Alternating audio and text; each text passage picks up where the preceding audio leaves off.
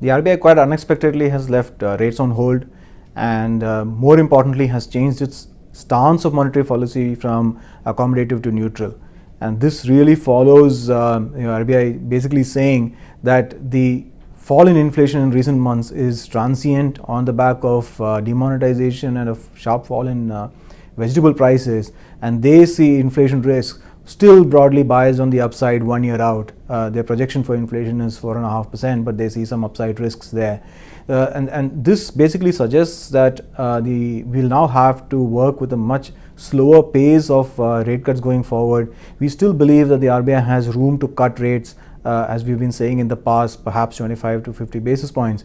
But the takeaway this time is the RBI is on hold in the near term.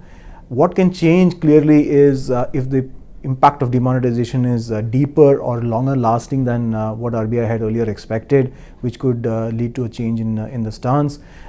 Second, I think global factors are in play. We have seen global yields rise, and as it does appear that the world is coming out of these deflationary fears of a year and a half ago. So all of these factors put together suggest that long bonds are not the place to be. We believe even if inflation settles at between 4.5% and 5%, the 10-year should be between 6.5% and 7%, which is roughly where it is today. So we are really not seeing a great opportunity at the long end, but short bonds I think continue to be at the play. The liquidity, which is the excess liquidity in the banking system after demonetization, I think will continue to be the dominant player in the short end of the curve. So we continue to be overweight at the short end relative to long bonds.